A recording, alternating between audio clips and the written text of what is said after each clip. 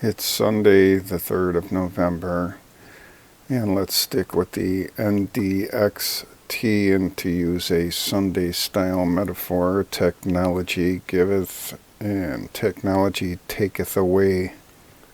So let's try to figure out if it's going to giveth or taketh away. Let's start at the bottom here. The ADX went under 20 right here on September 20th.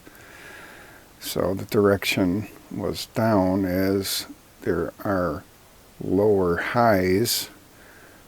And even though there was a higher high than this high over here, the ADX has yet to get back above 20. And when it does, then the directional movement will be upwards again. And the goal is to get an intraday high higher than the all-time intraday high for NDX over here, NDXT that is, equal weighted technology index, XLK equal weighted, as the up 5 was left hanging over here and the up B printed here.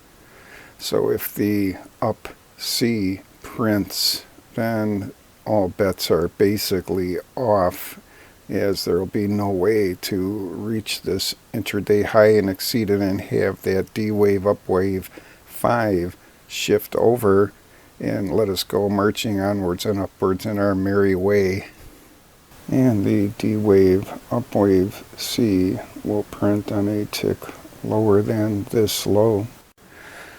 And REI, the marker 1, and ROC want to do everything they can to help us reach that goal up there.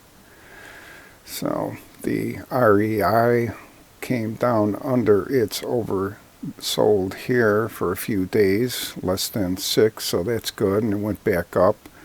And DM1 and ROC are lagging, which is what we want to see, so they went under, oversold here and here.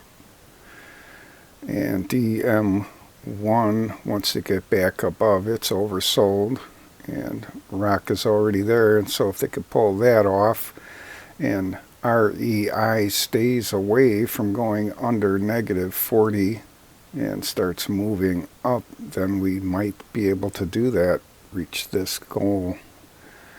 So it's definitely walking a razor's edge here.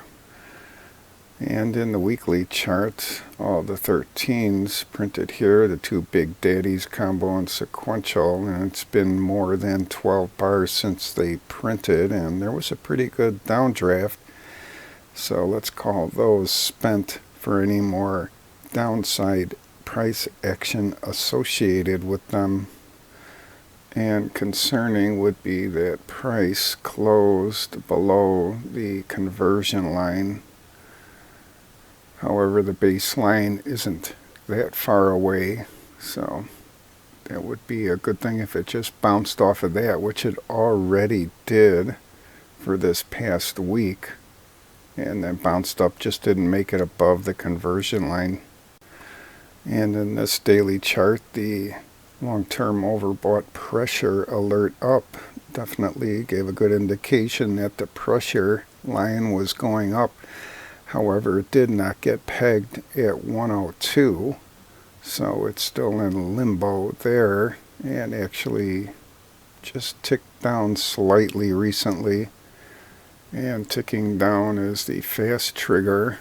Looks like it nailed the overbought line, went back above it just a couple of points and then headed down.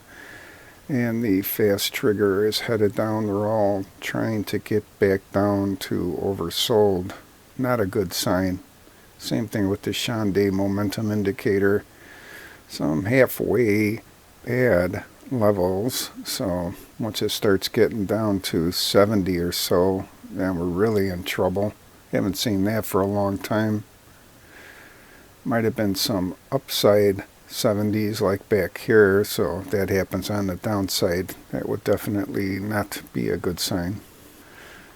And one good sign for some potential upside is the buy setup 9 end count did print here. However, there was a pretty good updraft, and the perfection arrows did not print on a tick lower than bars 6 and 7. So it would have to be below 6 and 7. It looks like 7 is the low one. And that happened back here on the 31st, and the perfection arrow printed. And that's usually a pretty good sign that we're going to get some updraft in price. And it started a little bit here. And in the daily cloud chart, the lagging line looks like it pretty much nailed the top of the leading span 2, or the top of the cloud, and bounced up. It also has the baseline right under there going horizontal, and then the lower cloud line here, or leading span 1. So a lot of support there. It's close together, which can be a little nerve-wracking sometimes. It can just blast right through all of them when they're bunched together like that, but normally pretty good support at this baseline. And for current day price, it's near the top of the cloud here, so pretty good support. Breaks through all that, there could be some big trouble. Bottom of the cloud in current price is around there in a few days. And absolute worst case scenario on a breakdown, here's the first absolute retracement level, 83.66 or so. And the psychological line is holding its own at 50. Anything above 50, the buyers are stepping in. Anything below 50, and the sellers are stepping in. Williams percent R went under its oversold negative 50 here and started to tick up. It's still not back above oversold yet. And the commodity channel index looks like the Williams percent R not really even right on top of its oversold negative 100. So it's at negative 133 or so. And you definitely want it to head back above positive 100 no matter where price is at. That's usually a pretty good buying opportunity. And the QQE is under 50 and under its slow QQE, so the fast is in a little bit of trouble. And it's very similar to RSI, so RSI is still a little under 50, and the triple exponential here is just slightly above 0, and that's always a good thing. You can see that when it goes under 0, like right around here, that's a pretty good selling opportunity. And so we'll monitor that just a little bit above 0.06. And the ultimate oscillator isn't doing all that great either. This is similar to CCI. You want this to hit 70 before you start thinking about selling. So this is a good complement to the CCI and Williams percent R. And the short-term KST is somewhat going sideways below 0. It's at negative 0.49. Intermediate term is definitely headed down, still above 0. Has a chance to bounce off and head back up, similar to back over here. And the long-term KST is going sideways also, so it's still above 0 and waiting